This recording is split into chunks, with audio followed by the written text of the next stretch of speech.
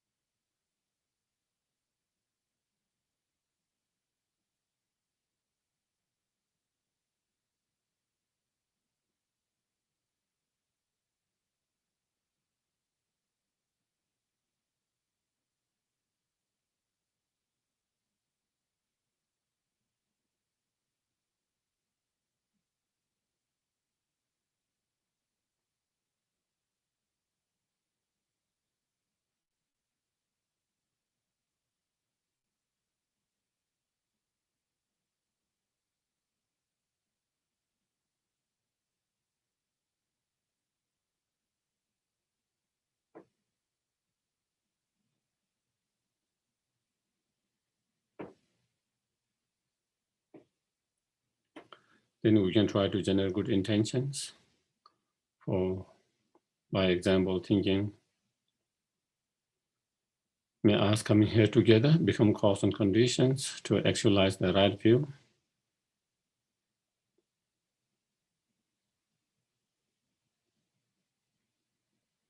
That will cut the very root of all the delusions.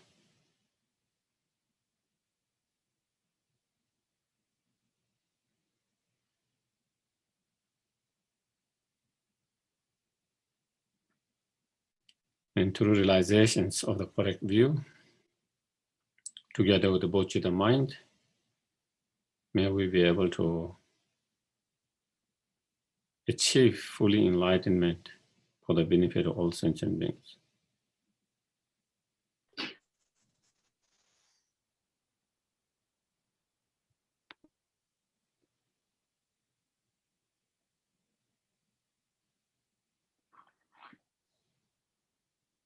Thereby becoming source and conditions for the happiness of all sentient beings.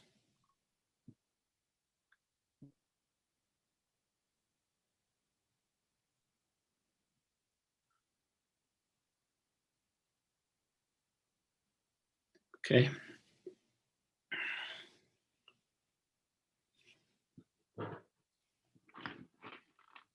To the founder, the endowed, transcendent destroyer, the one gone beyond, the fourth destroyer, the completely perfected, fully awakened being, perfect knowledge and eight good conduct, Sugar, the Lord of the world, supreme guide of human beings to be tamed, teacher of God and human beings to you, the completely and fully awakened one, the endowed, transcendent destroyer, the glorious conqueror, the subduer from the Shakya clan, I prostrate, make offering and go for refuge.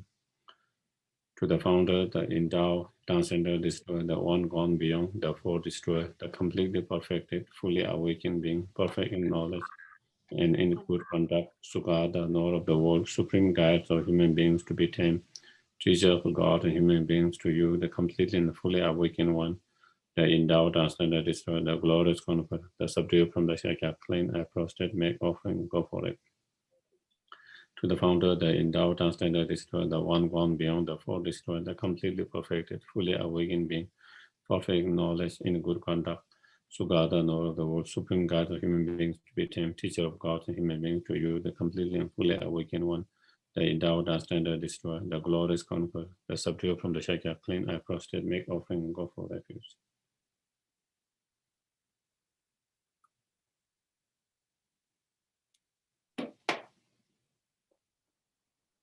사시베 조심해도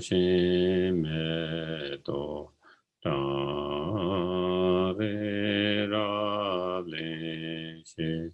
인데게 반데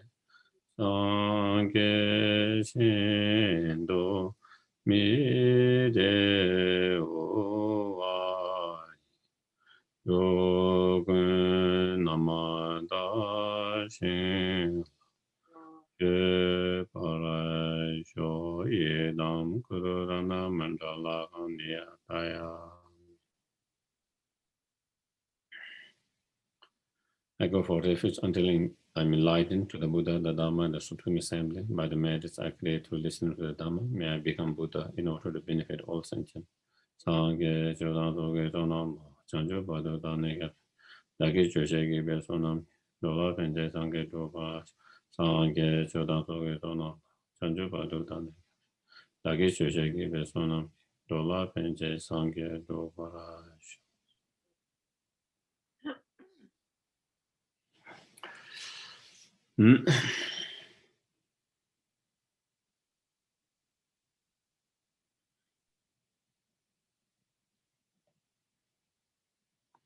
I think so. Yeah. Again, we have been following the Lama Tsongkhapa particular very precious text, very short, but contains the whole essence of all the Lamrim, all the teachings, the three principal aspects of the path. And we finished the renunciation, the bodhicitta, and we are in the wisdom part, the emptiness part. And within that, we just finished last week the first, the reason to cultivate the bodhicitta mind, the right view, or wisdom realizing emptiness. And in that, Lama Tsongkhapa says, in order to have the correct realizations of emptiness or ultimate reality, then attempt the method to realize the dependent arising. Through realizing the dependent arisings, then one can have a correct understanding of the right view of the ultimate truth or ultimate reality. And so the method to realize the ultimate truth or the right view is through the understanding or realization of dependent arisings. So in terms of dependent, we discussed a little bit about that before. So in terms of dependent arising, there are many different ways of understanding, or different, maybe we can say different level of understanding of dependent arisings. Within the different Buddhist school of thoughts, the four tenets, all different school of thought, they all accept dependent arisings. They all accept dependent arisings, but the school of the two schools of Vaibhasika and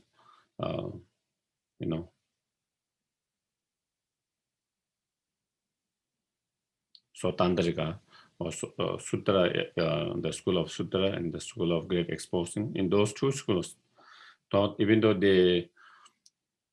they accept and proclaim dependent arising, but that is kind of limited independent arisings. They say all the conditioned phenomena, all the impermanent phenomena, okay, are dependent arising. And that is accepted by all the Buddhist school of thought, okay? All the conditioned phenomena, conditioned or impermanent phenomena are dependent arising. They are dependent arising because all these conditioned phenomena, all these impermanent, come into the existence by depending on its cause and conditions. Its cause and conditions,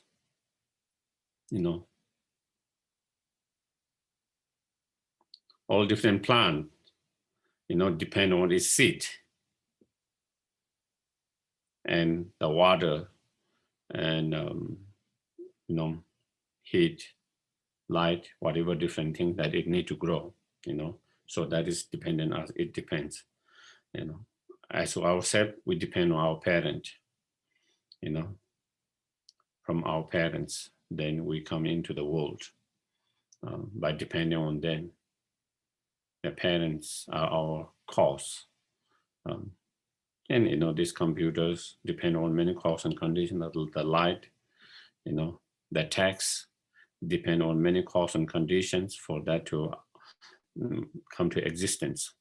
So all these condition phenomena, and also the very reason why it is a condition phenomena is conditioned by its preceding cause and condition, preceding causes,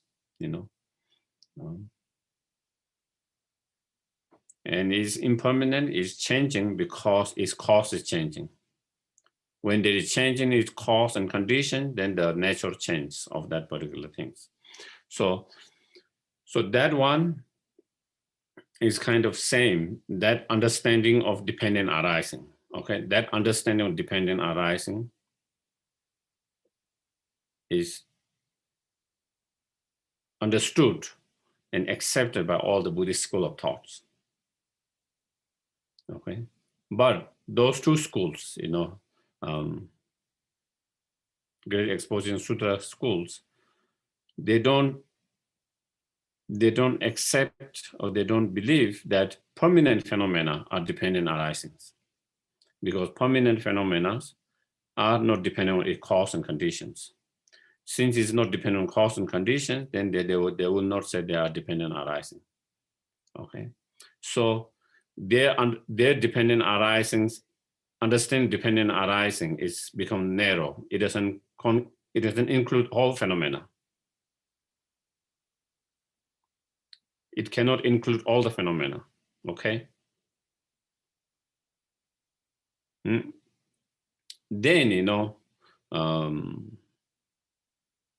the schools, mind-only schools, as well as Sautrantika Madhyamika schools,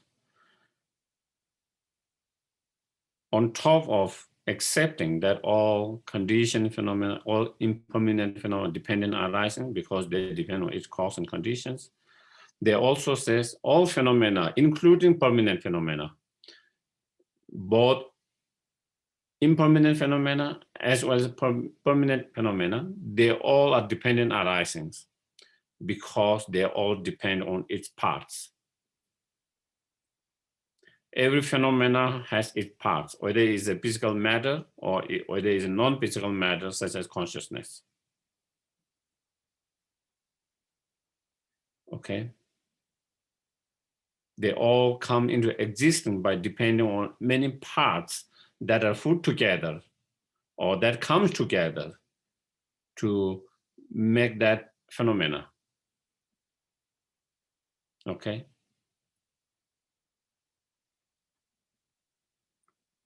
So not only we are depending on our parent, that is one way of dependent arising, but also we are dependent arising because we are dependent on our aggregate. Aggregates our parts, This computer is dependent arising not only because it depends on its preceding cause condition, the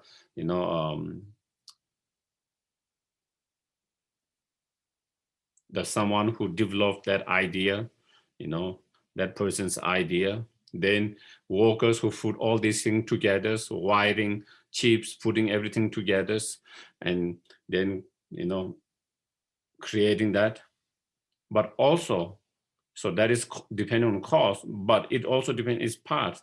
This computer depends on the screen.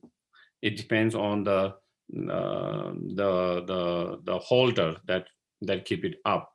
The holder, it depends on inside the batteries, the chips, all of things, so many parts inside, so many different parts inside.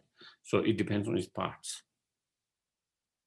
And that is same with all the material things and non-material things, such as, mind.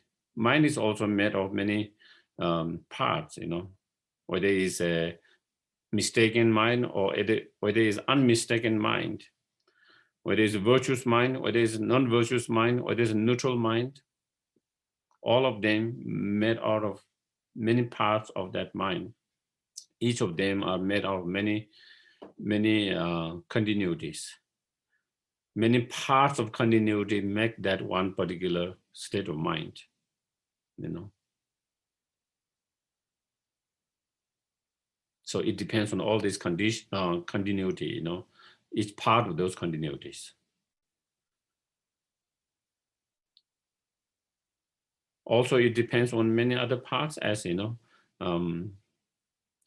each of those mind has many contributes, you know, or the qualities, you know, in that characteristic or quality of that mind, you know. It has the qualities of reflecting the objects. It has the quality of perceiving the objects, whether it's perceiving correctly or incorrectly, but it has the qualities to reflect the object and the quality to perceive the objects. It has the quality that is non-physical, you know. It has the quality of not having shape, not having a color, size, you know, unlike like the physical things, you know. It has a quality that it cannot be hold and grabbed by some kind of, you know, abstract by any kind of form, physical forms or matters, you know. So there are all these many different quality within that each of those mental state. And so it is made out of all those different mental states. And if we take all those different qualities, then there is no those mind itself. So it's dependent on all these different parts of that, what it makes, you know. So depending on that. And even, you know, even in permanent phenomena such as the space, you know, it has also, when you talk about space, you know, space, whatever space, whether it's the space in the cup, whether it's space in the room, whether it's space outside, you know, it all has, again, many parts. The space in the cup has many parts, directional. The south part, north part, west part, south, north part, each of them. If you take each of those parts, then then you can point and say this is the space into the cup, you know. So it's made of all these different, so it depends on all these different parts, you know. So therefore, not only conditioned phenomena, but non-conditioned, the permanent phenomena, also are dependent arising because they depend on each part. Each of them have their own parts, and they all depend on each part. Therefore, it's dependent on their part. Therefore, it's a dependent arising. So it becomes more broader. You know, it includes all the phenomena. In the first two schools of thought, it didn't include all the phenomena within the dependent arising because of that. And so then, you know, all the Mahayana school of thought, they're all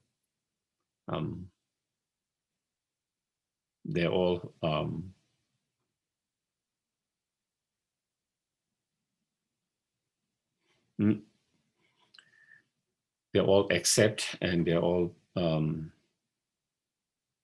establish all phenomena as dependent arising because they all are dependent on its parts. And then, you know,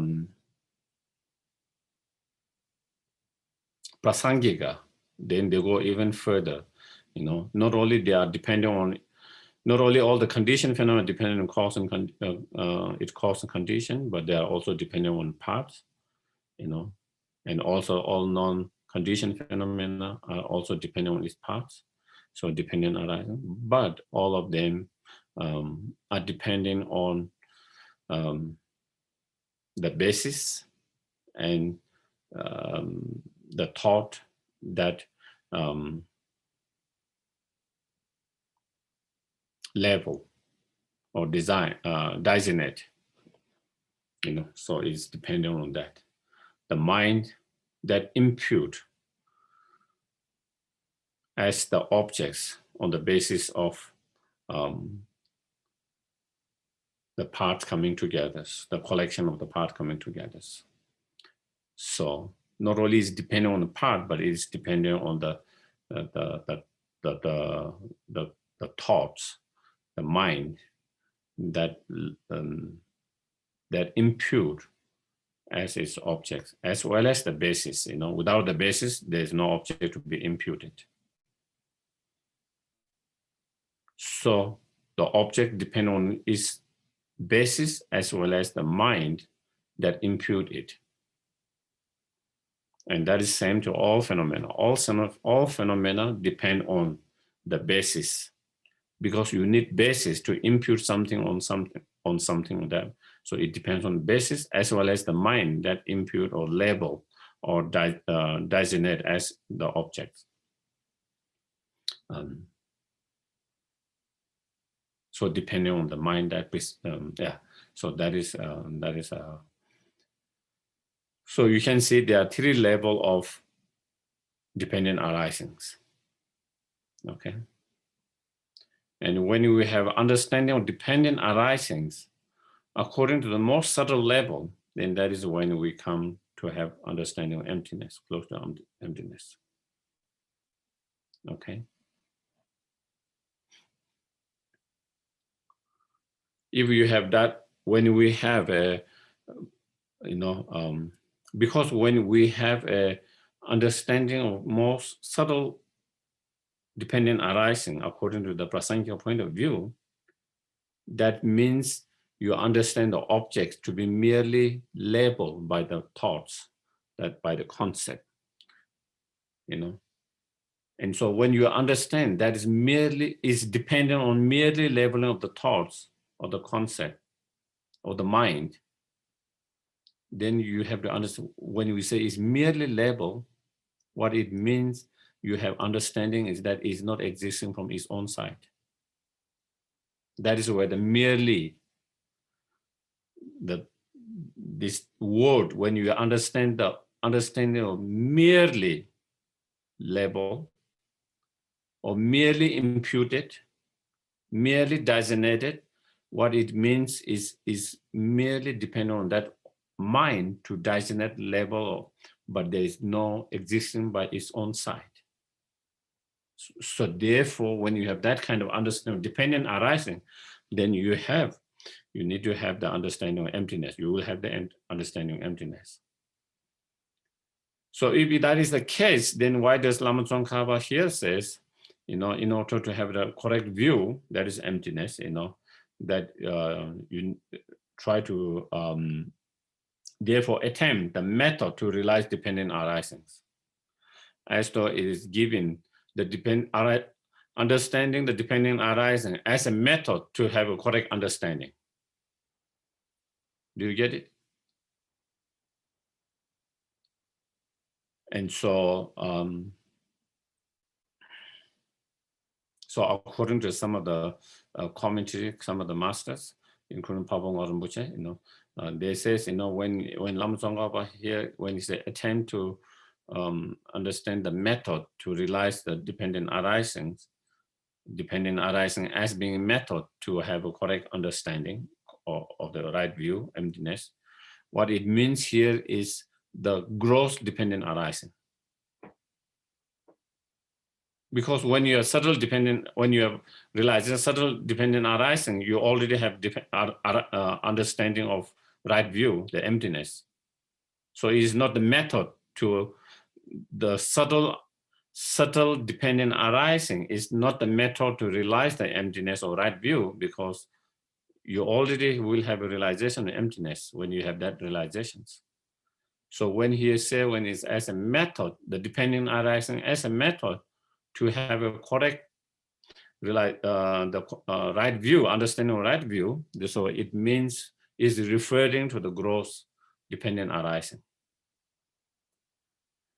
And here they say, because first, when someone is presented the gross dependent arising, okay, such as depending on cause and conditions, the condition phenomena such as cause and condition, when you are presented that, and when you have realization of that, how all these condition phenomena only come into the existence by depending on its cause and conditions,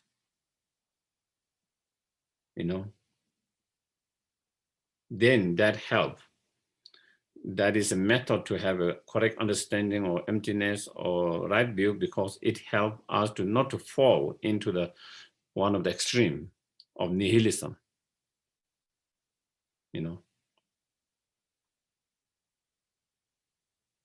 So first, the law of cause and effect is presented. You understand. Absolutely, there is cause and effect. By depending on certain cause and condition, then there is certain result, certain consequences, certain existence. And so when you have that understanding, unshakable understanding of that, then when you understand emptiness, then you will not fall into nihilism, that there is nothing there. So therefore, by presenting this first, then it helps us to not to fall into one extreme when emptiness is presented.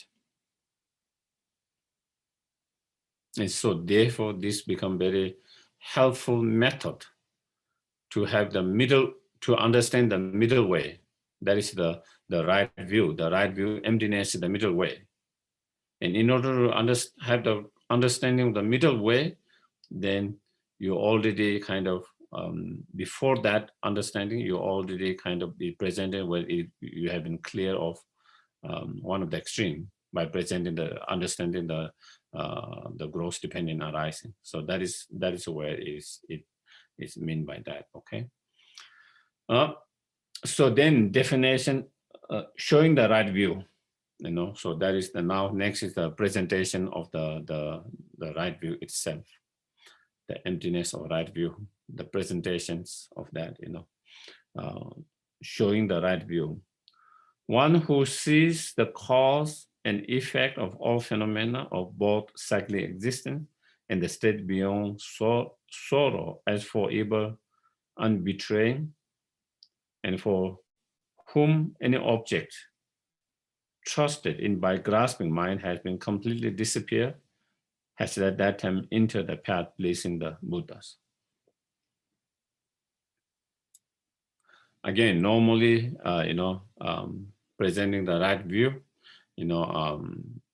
as I mentioned last week, it can be presented with many different reasons and logics, many different ways, and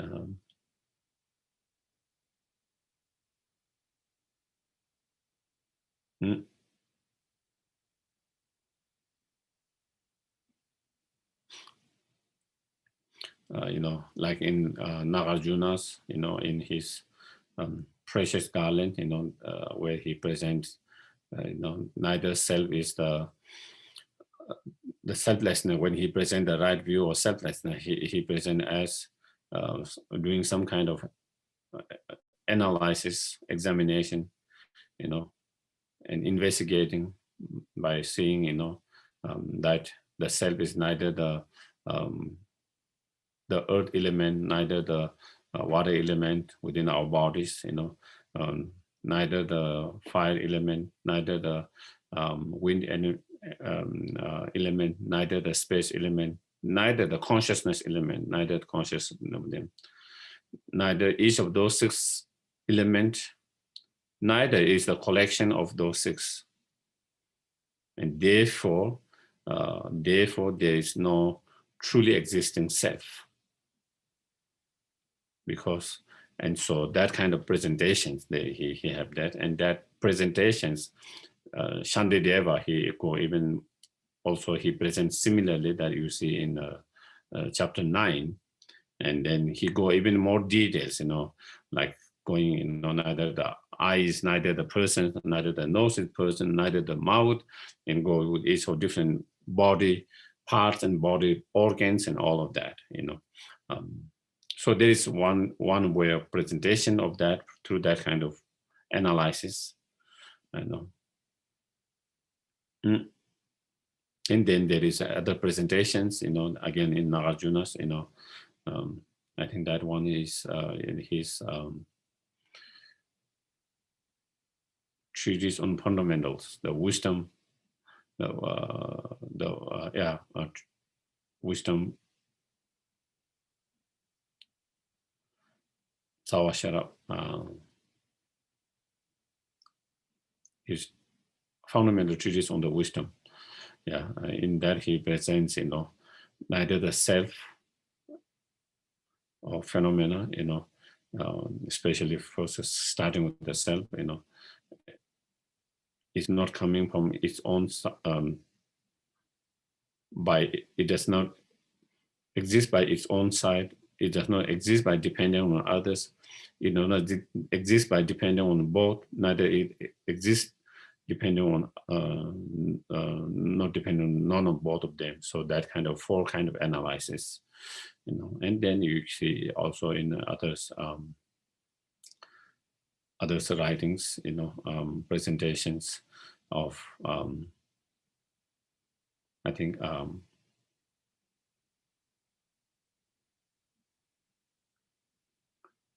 Shantarakshi does. I think it's Shantarakshi writing. The self is neither one with the aggregate, neither separate with the aggregates. And so that kind of, again, kind of presentation of the selfless or right view from that kind of presentations, that kind of analysis. And also in Chandagiri's middle way, there's a presentation of self through the seven analysis, similar like the chariot,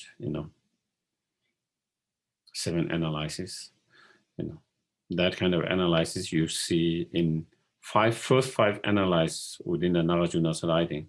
And then on top of those five, then Chandagiri himself added two more analyses. That is neither the collections or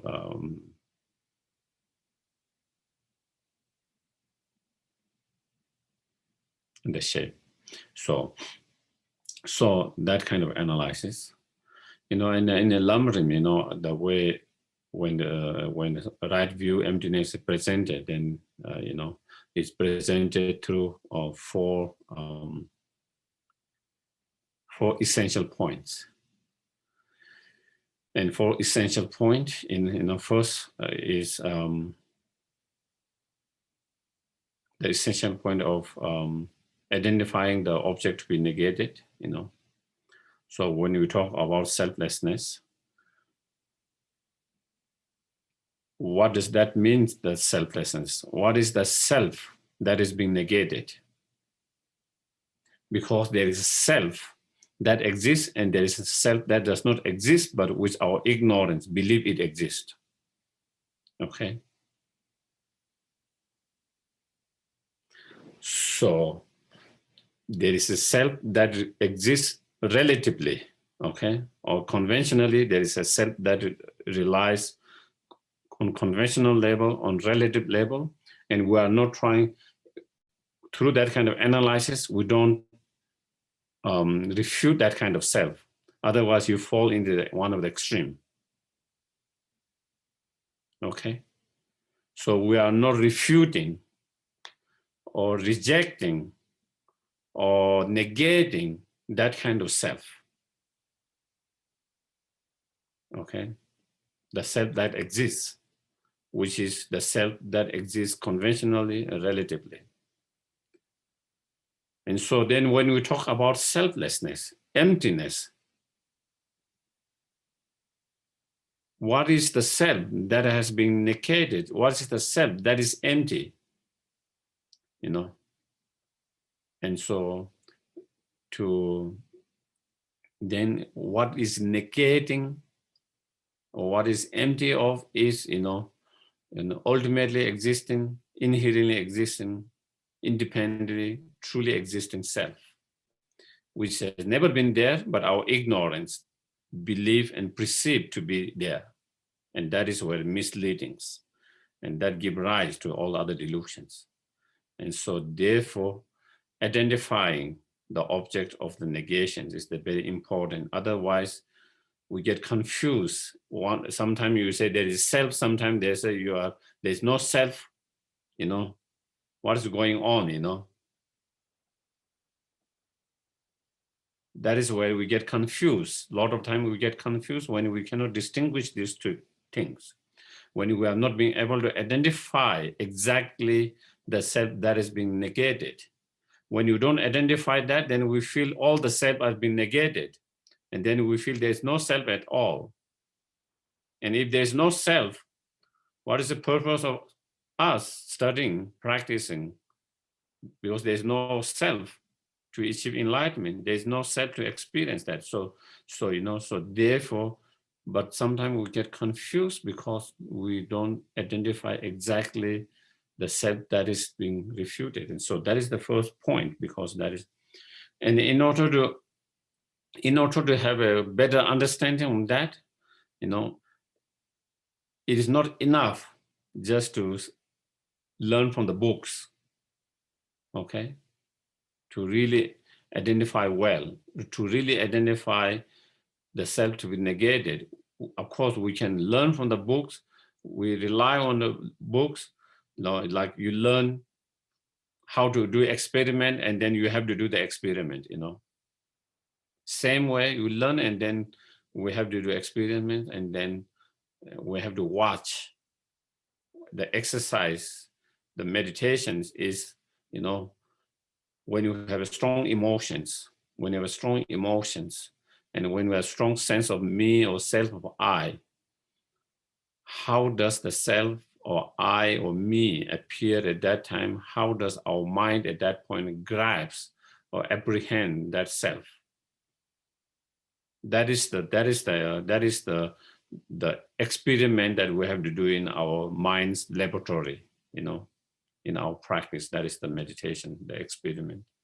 Then once you do that, then with your own experience, oh, that is what it is, Then you can identify, oh, that is what it means, the self to be negated.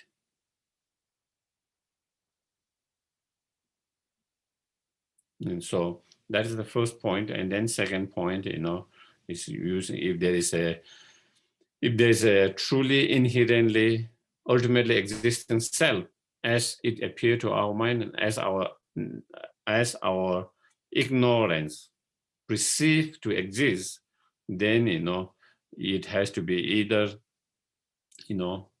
inherently or truly existing, either one with the aggregate or separate from the aggregate. And then doing analyze. If it is one with the aggregate, then there are many faults. If it is separate from the aggregate, there are many faults.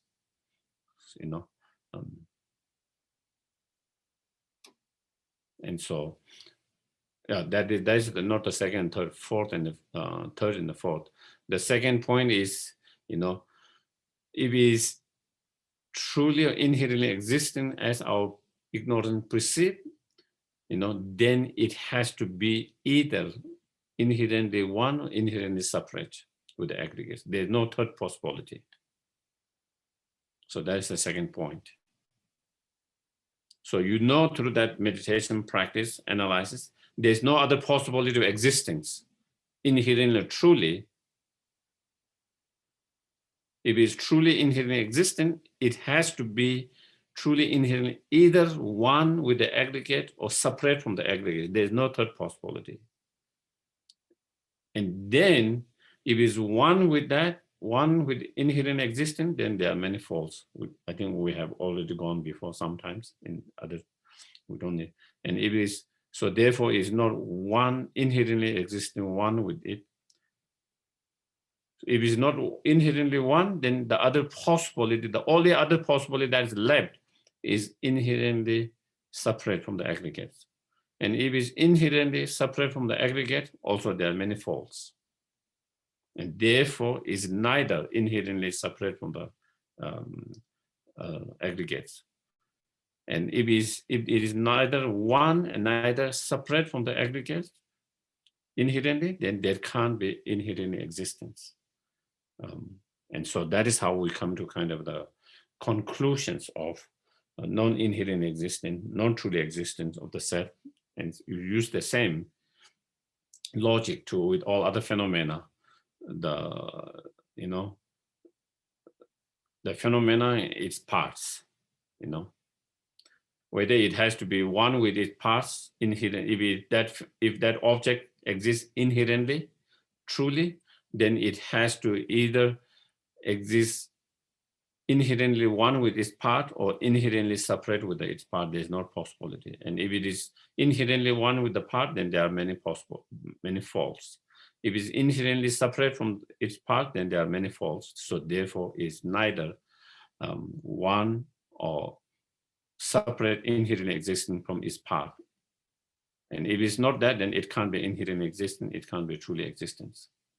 And so that is the kind of the conclusions or the ascertainments that that meditation will lead to. So, so that is, that is how it is presented in Lamrim, all the Lamrims, either you go Lamrim Chemo, Middle Lamrim, and all other commentaries Lamrim, or there is a, Panchen Lamas, or there is a quick path, or there is a easy path, blissful path, quick path, or there is, Fifth Dalai Lama's Lamrim, or Third Dalai Lama's Lamrim commentaries, or whether it's Pabonga's Liberation in Palms, they're all more or less present, the right view, the emptiness from those four essential points, mainly from those four essential points. Here, Lama Tsongkhapa explains slightly different way. And I guess because he already presented the four essential points in other his writings, so I don't think he didn't go here details, So here he presented the right view from the point of view of dependent arising. So, but it is important to also have the understanding, study and learn and study the four essential points. It's very important part of that, to have a correct and right understanding and realization, right view. So that is why I'm kind of bringing that up, even though it's not here in the verse itself, but I'm bringing up because if you want to go more deeper, so that we can have more correct and right understanding. So those points are also important points that we need to study and learn.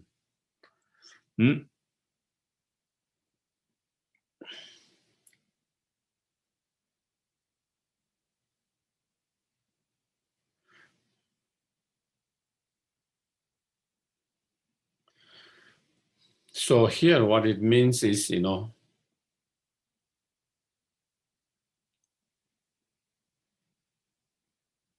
when our minds, or when we see, the cause and effect of phenomena, of samsara, or cause and effect of nirvana, cause and effect of samsara is, due to our delusions, due to our karma, then we circle into samsara, or in other ways, due to the ignorance, there's the karma. Due to the karma, there is the karma imprint left within the consciousness. And because of that consciousness is, due to that the karmic state within our mindset at the time of death, that karmic state is activated by craving, and that craving got more stronger and stronger. It becomes grasping, and through craving and grasping, then that karmic seed is fully activated. Then it become existing or becoming, and then we take a new, after the death, that is at the time of death, and then we take a new life, and within the new life, then we have name and form and name, and then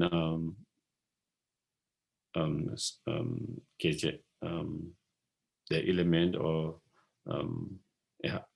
and then contact, and the feelings, and birth, aging, and death, and then all the sufferings between the birth and aging and death. all the problem, all the suffering, all the pains that we experience. So that is the cause and effect within the samsara, how we experience all this problem and suffering. What is the cause of that? And what is the cause of that? So it goes to a link. That is what we call to a link. That is the cause and effect of the samsara. The cause and effect of the nirvana is, when we reverse, when we overcome the ignorance, when we reverse that due to that cause, then we don't have any more creating new karmic. We don't create new karma. If we don't create new karma, then there is no karmic seed to be planted within the mind stream. And if there's no karmic seed that is planted in the mind stream at the time of the death, there's no karma to be activated by craving and grasping. And if there's no karma seed to be activated by craving and grasping, then there is no karmic seed that fully being potentialized to produce the result immediately. And if it does, then you don't have take a rebirth, and with that rebirth, name and form. You don't have name and form. You don't have the six senses. Without the six senses, there is no contact.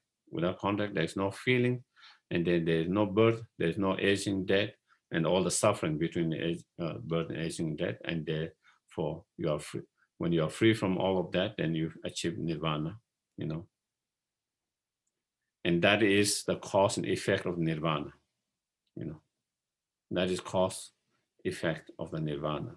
How you achieve the nirvana by overcoming all those different causes and going to the very root of it. On the other hand, how we get caught up in samsara and experience suffering due to all these causes, and that cause is caused by another cause, that is caused by another cause. And so that is 12 link, what we call 12 link. So when you see those cause and effect of samsara and nirvana are unbetrayal, true, is unfallible, true and unbetrayal, while you see that, at the same time, to whom any object trusted by a grasping mind has been completely dispelled, meaning, the object trusted in the grasping mind is the object of negation, so that is, truly existence, truly existing, inherently existence, because that is the one, that object that is grasped by that grasping mind, the ignorance. What ignorance, grasping mind of the ignorance grasps is truly existing objects, inherently existing objects. When that one disappears completely, when there's no more object to grasp, because there's no more truly existing object to be grasped, then while you see there's functionings of law of cause and effect within the samsara, within the nirvana, then that is when you have found the right view, the emptiness, the ultimate truth, ultimate reality. And that when you have found that, then that is when that you have entered the path pleasing the Buddha. The path pleasing the Buddha is that the right view, the emptiness, the ultimate truth,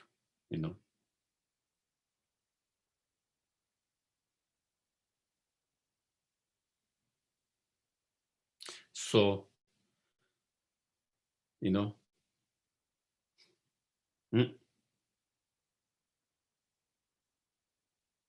when you see the functioning of any, of course here, whether we can say to a link, whether we talk about twirling in terms of evolutions in samsara, or whether we talk about reversing from the samsara and achieving the nirvana, or the law of cause, or whether when you see plants, when you see the plants, you see the flowers, in the spring, you see the plant that you planted in the winter, and in the spring you started to see it's blossoming, sprout coming, leaves, stems, and slowly the buds, the flowers, all of that. So you see the function of cause and effect. Okay. So you see the function of cause and effect, and you see that function of cause and effect is, undeceptive, unbetrayal, unfallible, true. While you see that, but at the same time, you see there's no inherent existing cause and effect. Do you see? Do you get it? You see there's the functionings. While you see there's a function of cause and effect, because of certain cause, that is why such result effect is being produced. While you are very aware of that, at the same time, you are able to see there's no inherent existing cause giving rise to the inherent existing result.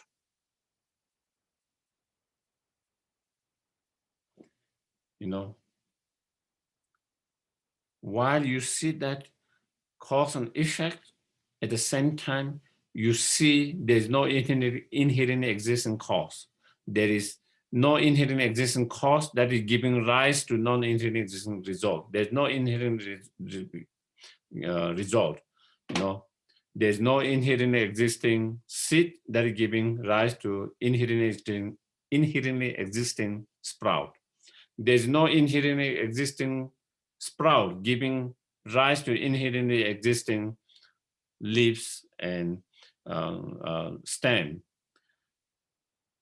And there is no inherent existing stem and leaves that are giving existence to inherently existing bud and inherently existing flower and so forth. When you are able to see those two things together, then that is when you have entered. That is when you have found the right view. You have found the right view, the ultimate truth, and you have entered the path pleasing the Buddha. Do you get it? At the moment, we see the functioning of those flowers, but we see that one, but we don't see the others, the disappearance of that inherently existing objects. That is why we have not still found the right view, ultimate view. That's why we have not entered the path, because we see the functioning of cause and effect, But while we see it is an inherently existing seed giving rise to inherently existing flowers. No.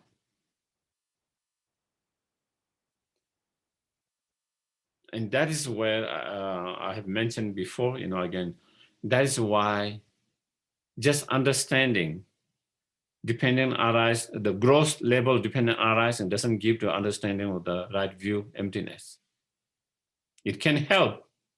It can be helpful. It can be method that we don't fall into one of the extreme, but just understanding, having a realization of the cause and effect itself is not the realization emptiness. In order to have realization emptiness, we need to have the understanding of subtle dependent arising. The gross dependent arising is not enough to have the realization of the right view, And so that is why, even though sometimes many of the teachers, they present the dependent arising emptiness from the point of view of the gross dependent arisings, because everyone can understand that, easy to understand that. you know, everyone can understand that, everyone can relate with that. It's such a difficult topic, you know, the growth dependent arisings, the dependent arising cause and conditions, you know. But if you don't explain the subtle dependent arising, you know, then you can't really have the realization of the right view, you know, the subtle right view, the real emptiness, you know. And I think that is why, you know, His Holiness, when he explained emptiness, he always go to the point where it is not easy, difficult. Most people get lost, you know. And he could have just explained the gross dependent arising. Why didn't he do that? You know, because that is not really going to, just by that self, is not going to really lead to you have a correct realization of emptiness and right view. That is why, you know,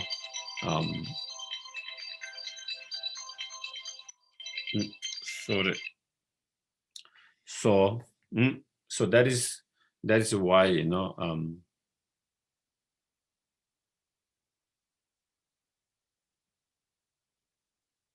because, you know, we see the cause and effect. It's much more difficult for us to understand and see the cause and effect of the 12 link. It's not easy. The cause and effect of the 12 link and nirvana, but in terms of, you know, the plants and all these things, cause and effect, it's not such a difficult. We can see that, we can understand that, you know, we can see and understand that. But the problem with us is, while we see that, still we are grasping the cause to be inherently, the result to be inherently existing cause producing inherently existing result. That is what we see. And that is why we are grasping to that.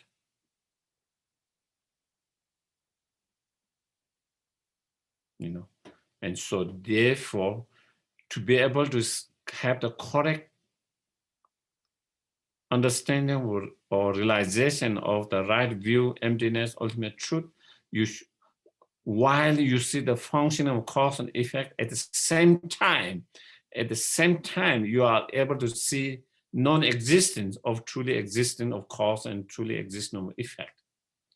When you see that, then that is where the point here, Lama Tsongkhapa point making that one.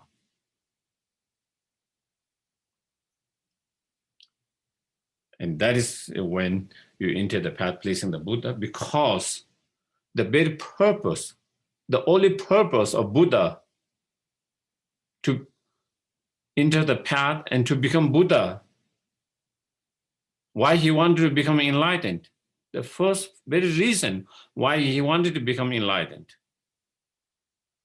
is to help sentient beings. That is the only reason. The only reason he wanted to become enlightened is because he wanted to help sentient beings to free and liberate from the suffering and samsara, and the cause of suffering and samsara. That is the only reason. And when the sentient beings started to have right view, realization of right view or emptiness or ultimate truth, then they have, from that moment, they have started to make cultivated a counter antidote or remedies towards the very root of all the suffering and cause of suffering and samsara. So he will be very pleased with that, you know. That is what, from the very first moment, that is why he entered the path. That is why he became the enlightened. And that is why he teach and show the path for that purpose, so that sentient beings can liberate themselves and free themselves from the samsara and the cause of samsara. Now he is seeing they are doing that. Now he's seeing that they have started on the path to free themselves from samsara and cause of samsara by having developed that right view.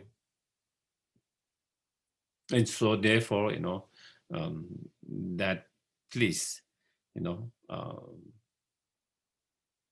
Buddhas, very much,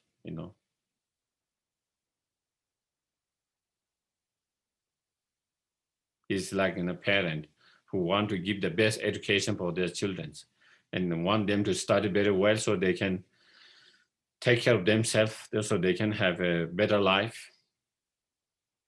And when they start seeing their children really studying well and doing very well, wouldn't the parent be so happy? Wouldn't the parent be so happy?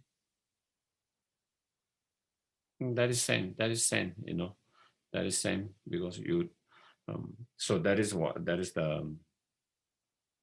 that when you enter the path placing the Buddhas, and that is, as in all the Guru devotion, as it also says, the best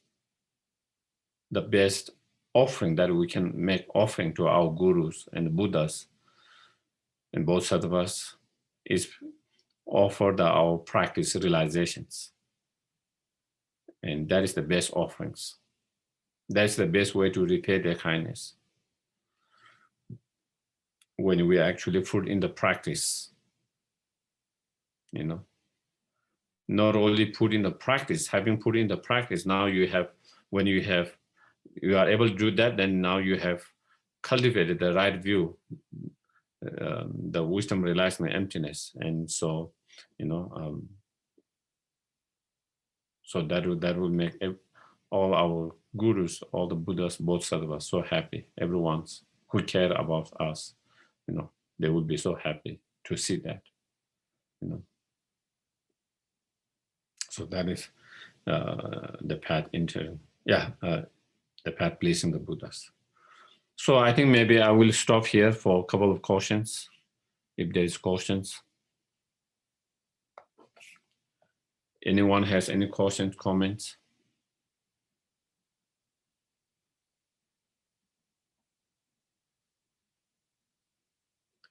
From today's discussions?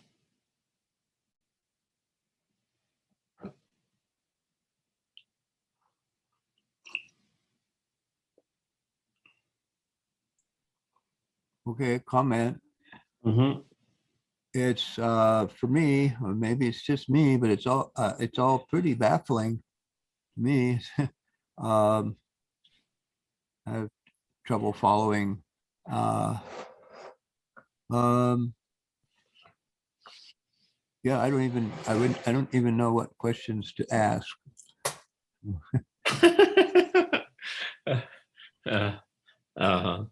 Appreciate your teaching, no. Yeah, I think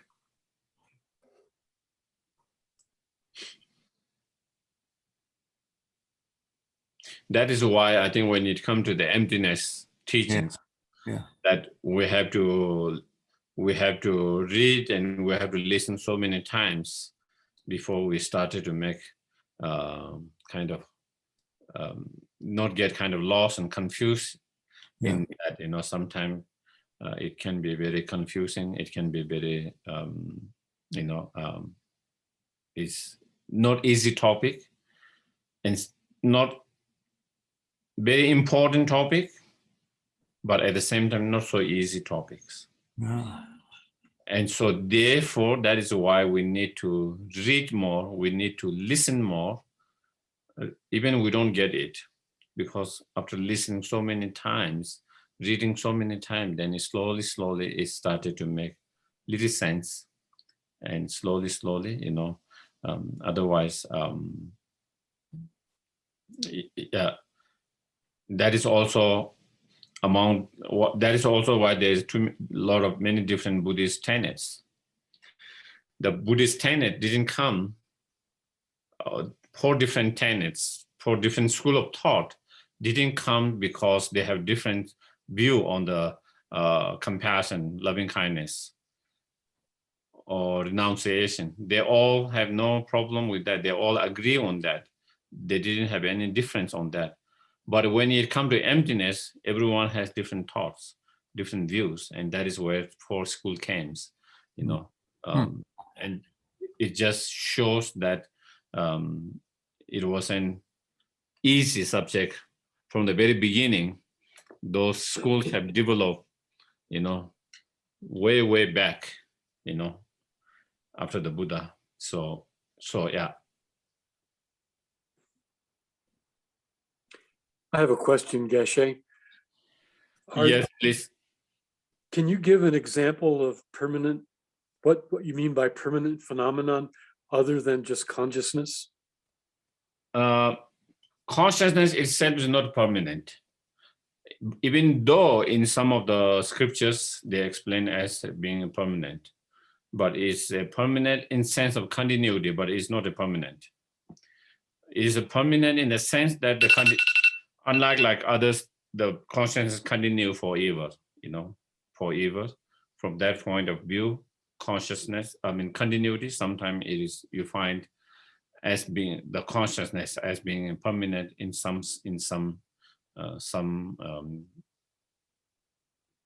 know, some teachings here and there, but it's not by nature, it's not permanent, but in terms of the continuity, because the continuity is always there, so they're from that point of, but in terms of nature itself, then the mind itself is, consciousness of mind is not a permanent. The permanent is, you know, the example permanent is one of the example that given is the space. The space is given one of the example of the, and when we talk about the space, we are not talking about the space that we see with our eyes. Not that one we are talking about being permanent, okay? Like from a small hall, you see the space. That is, according to some school, that is Buddhist school, is impermanent. But when you talk a space, the idea of space, the concept of idea, at least in Buddhism, I don't know whether that will be same in modern world. The idea of the space is, you know, when there's a permanent, the definitions of the space is, I can maybe make even more now, even more complications. Make up.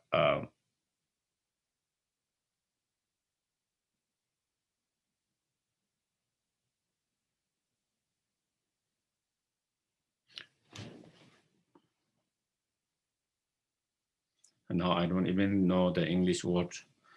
Mega, Mayinka, mega. You know, there are two different kind of negations, and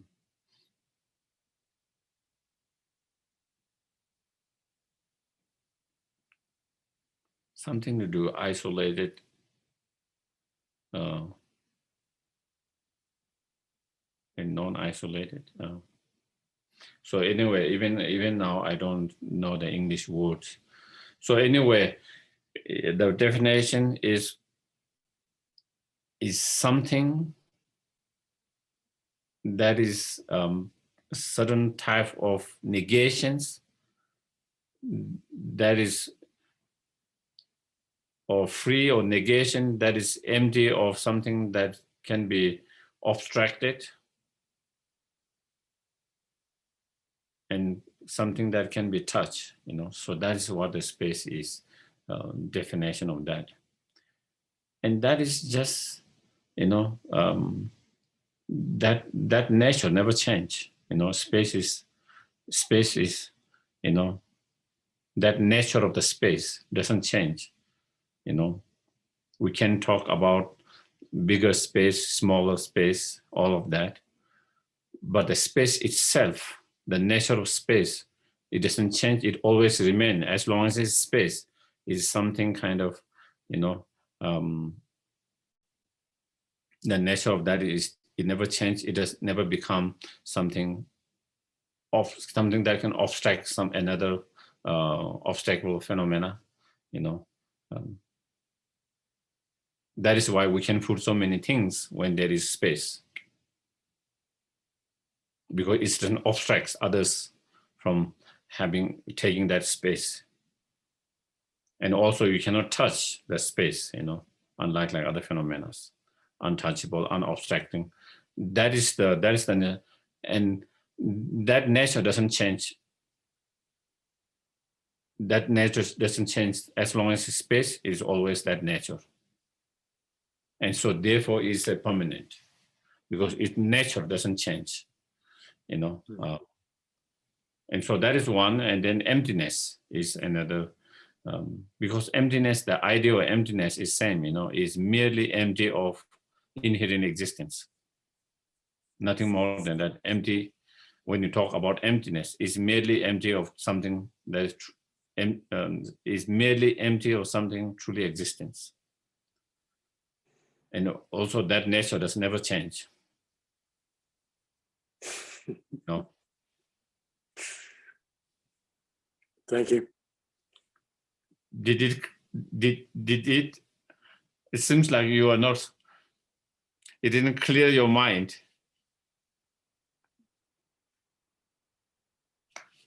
I will have to meditate on it. Geshe-la, is the English word you're looking for impediment? I've heard that space defined as lack of impediment, something that impedes, something that keeps, what's the definition of to impede something? But that's what I've heard it called, as space is a lack of impediment, lack of something that impedes. Blocking, block. Yeah, Block, gets- obstruct. yeah, gets in the way of it, somehow. But the word I'm trying to find is not that one. Okay. Maybe I will have to find. So anyway, something I think, again, a lot of people have difficulty with the idea of permanent as well.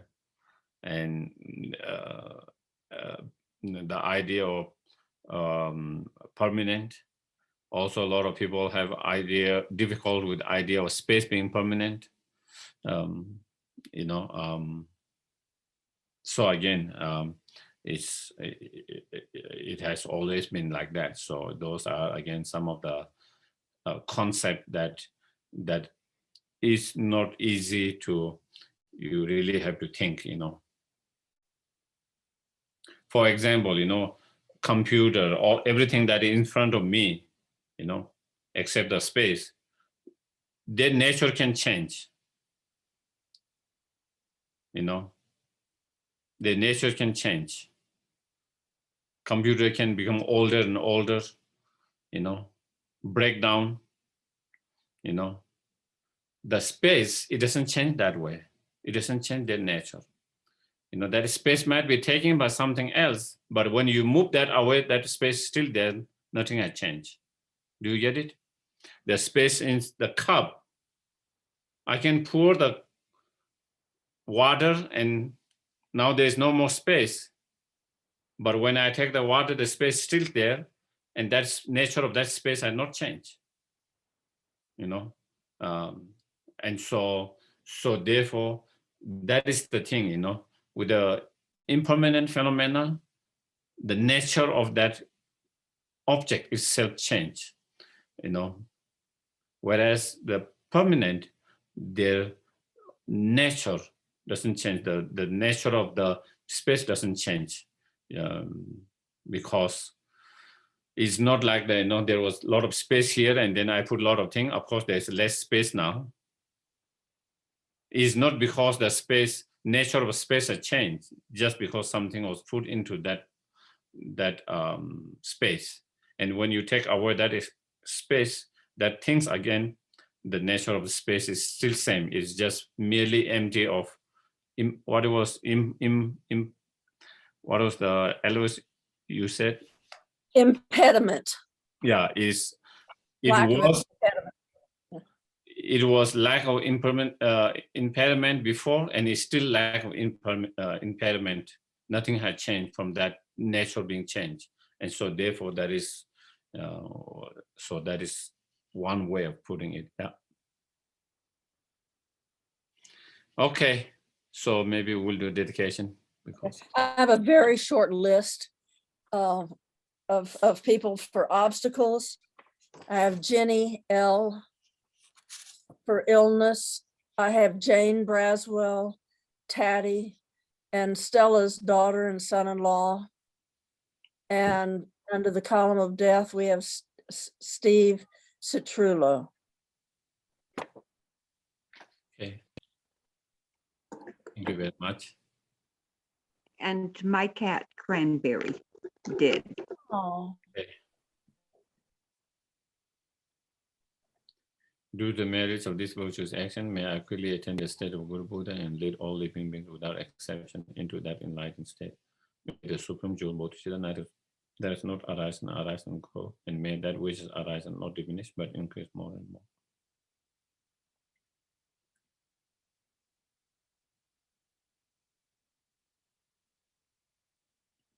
The wish granting, which fulfilling due source of every single benefit and happiness in this world, to the incomparable kindness and Yahweh, I beseech, may all your holy wishes be spontaneously fulfilled. You who have uphold the sublime moral way, who serve as a bountiful guide of all, sustaining, preserving, spreading the Benjonite victorious doctrine, who masterfully accomplished magnificent prayer, honoring the three jewels, Savior of myself and others, your disciple, please live long. Be number one, to you whose kindness exists, that of all the conqueror of those wanderers in the far off place, especially the west, mindful of your loving concern for us, in intentional descending again in the family of our distant land, we make this request, O Lama, please live long. Thank you very much, everyone. Thank you very much. Good night. thank you, Geshe-la. Thank you, Good Geshe-la. night. Thank you. Good Thank you. night. Bye, everyone. Stay well. Bye-bye.